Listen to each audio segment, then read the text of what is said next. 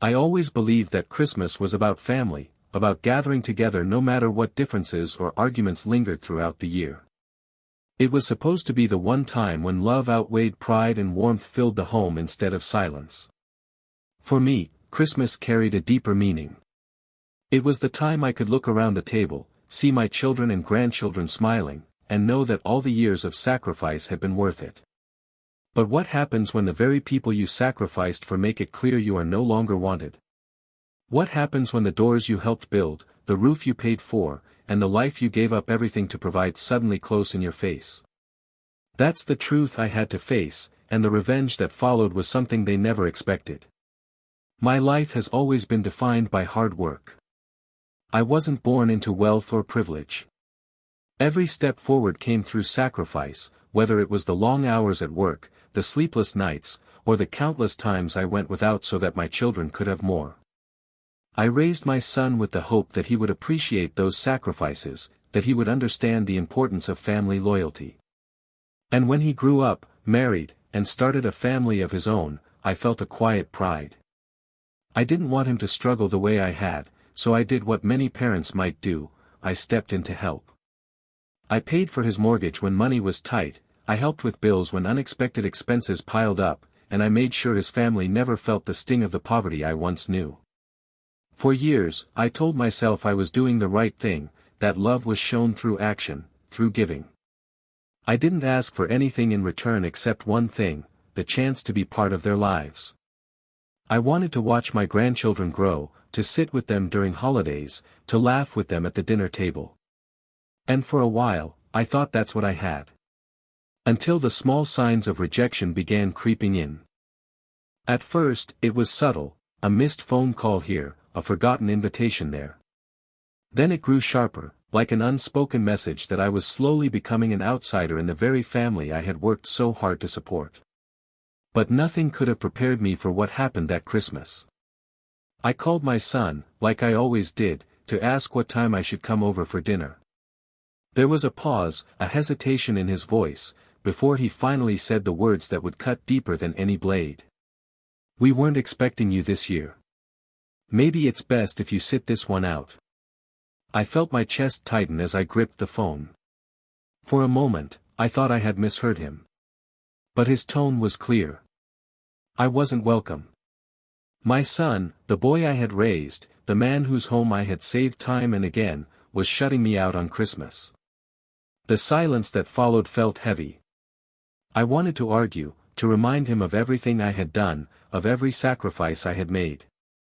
But instead, I simply hung up the phone. My hands trembled as I sat alone in the quiet of my house, surrounded by the decorations I had put up in the hope of a joyful gathering. The tree twinkled, the stockings hung, but the warmth of family was absent. Tears filled my eyes, but beneath the pain, something else began to stir. A resolve I hadn't felt in years. If I wasn't welcome in the house I had helped keep standing, then maybe it was time they learned the true cost of ingratitude. For days after, I replayed his words in my mind. Each time, the sting lessened and the clarity sharpened. They had taken me for granted for too long. They had mistaken my kindness for obligation, my sacrifice for weakness. And if they believed they could dismiss me like I was nothing, then they needed a reminder of who had truly been keeping their lives afloat. That reminder would come in the form of the mortgage payment I had been covering for years. Quietly, without warning, I stopped. At first, nothing happened. They went on with their lives, blissfully unaware that the safety net they had come to depend on was gone. But soon, the letters began arriving. The bank notices, the overdue statements, the warnings. I knew my son well enough to know he hadn't prepared for this moment. He had grown comfortable in the shadow of my support, never realizing that the roof over his head remained secure because I made it so. As the weeks passed, I could sense the shift in his voice during the rare calls we shared. The confidence gave way to unease, the dismissiveness to quiet desperation. Then came the knock at my door. I opened it to find him standing there, his face drawn with worry, his tone suddenly softer than it had been in months. He tried to dance around the topic at first, asking how I was, pretending to care. But I waited patiently, knowing the truth would come spilling out. Finally, he admitted it. The mortgage was overdue. The bank was threatening foreclosure. He needed my help. I let his words hang in the air before I spoke. "I thought you weren't expecting me," I said, my voice calm but firm. His eyes widened as the realization hit him. He stammered, tried to explain that Christmas had been complicated, that it wasn't personal. But the excuses meant nothing to me. I told him plainly that I was done. Done paying for a family that couldn't even open their doors to me on Christmas. Done sacrificing for people who couldn't muster the basic respect of gratitude.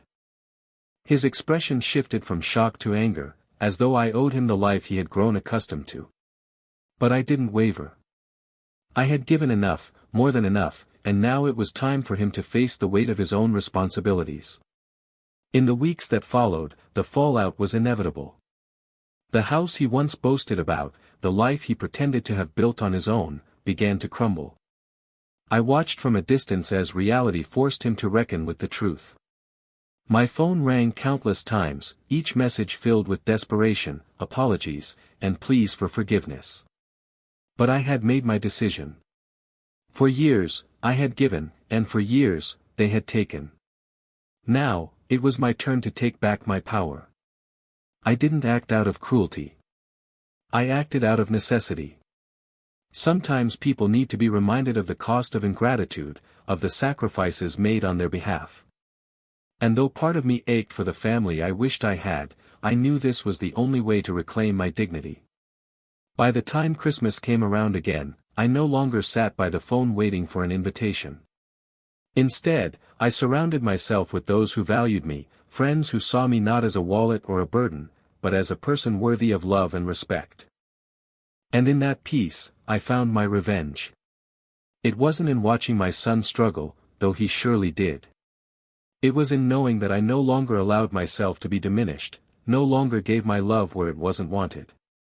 My story became a reminder that even the strongest ties can break when respect is lost, and sometimes the greatest gift you can give yourself is the strength to walk away. So I ask you this: what would you do if the family you built your life around turned you away on Christmas?